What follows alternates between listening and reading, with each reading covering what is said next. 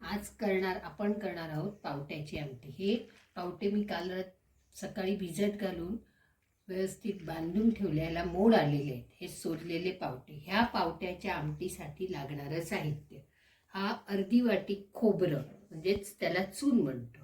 वाटपासाठी ही 4-5 मिरी, हे उभा चिरलेला कांदा, सुपारी एवढी चिंच, पाव चमचा अगदी हळद पूड, 2.25 चमचे मिरची पूड आणि फोडणीसाठी कांदा, थोडंसं आम्ही गूळ आणि मीठ चवीपुरतं हे साहित्य।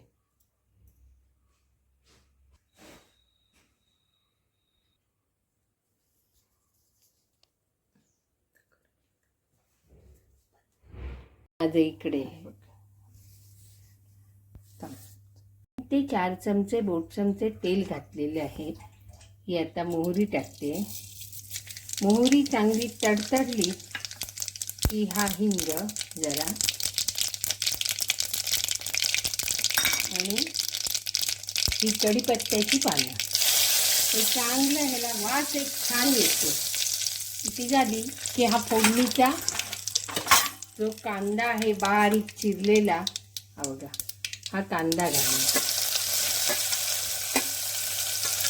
आणि 1-2 मिनिटं जरासा बावला मग त्याच्यावर पावटे टाकले जातात। आणि कांदा वावण्यासाठी त्या कांद्यावर चवीपुरतं मीठ घालायचं कांद्यासाठी, हा नाही कांदा लवकर वावतो।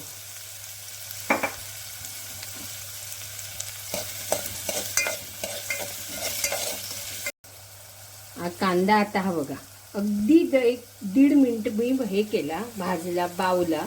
तर आता ही हळद पूड घालणार आहे।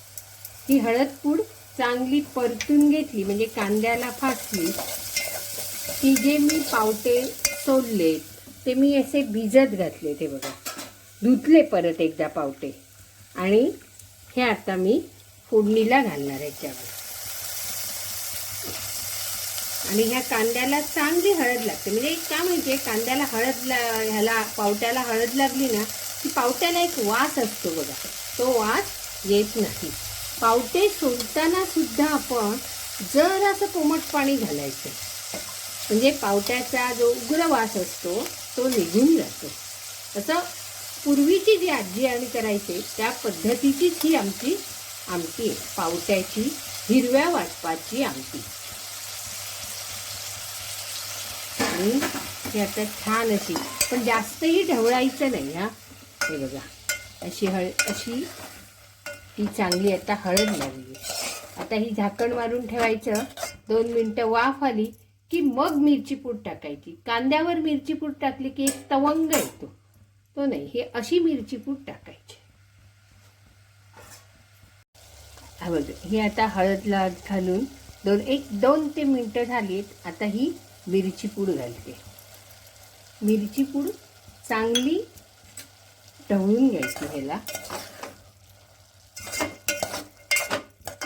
आणि ह्याच्यावर मग पावटे शिजण्यासाठी मी पाणी गरम केले। हे बघा, हे गरम पाणी हे घालायचं अगदी अंगाबरोबर, आणि मीडियम गॅस करायचा आणि हे शिजत ठेवायचे।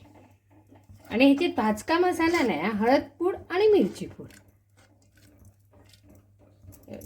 आणि पावटे शिजले ना की मग वाटप घालायचं। हे पावटे बघा हे आता शिजले, हे बरोबर गरम पाणी घातल्यामुळे शिजायला 3 ते 4 मिनिटं लागली। आता पावटे शिजत आल्यानंतर आपण हे मीठ घालायचं, कांद्यावर मीठ घातल्यामुळे प्रमाण बघून घालायचं। आणि हा गूळ, चवीपुरता गूळ घातलं, पावटे घातले की जरा असं ढवळायचं, आणि हे आता वाटप घालायचं। हे खोबरं, मिरी, चिंच आणि थोडेसे आम्ही धणे घालतो, 1 चमचा धणापूड असेल तर धणापूड, आणि हे वाटप घालायचं। मात्र हे वाटप फोडायला द्यायचं नाही, म्हणजे उकळी फुटायला द्यायची नाही। जशी माशाच्या आमटीला मी दाखवली बघा, बुडबुडे यायला द्यायचे नाही, तसंच हे वाटपाचं सुद्धा आहे। हे बघा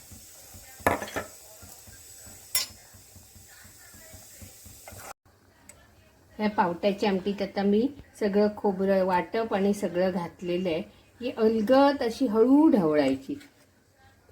जास्त ढवळले की शिजलेले पावटे मोडणार. आता ही जरा हे बघा बुडबुडे होत आलेत ना की ते फुटायला द्यायचे नाही. मग आम्ही कोकणी भाषेत म्हणजे मालवणी भाषेत आजी आणि म्हणायची काय ही फुटली आमटी की खराब झाली. माशाची आमटी जसं असतं ना तसंच साधारण हे असतं. ही आमटी पावट्याची आता तयार. हा काय सुंदर वास येतोय. तुम्हाला ही रेसिपी आवडली तर सबस्क्राईब करा, माझ्या चॅनेलला लाईक करा आणि शेअर करा. धन्यवाद.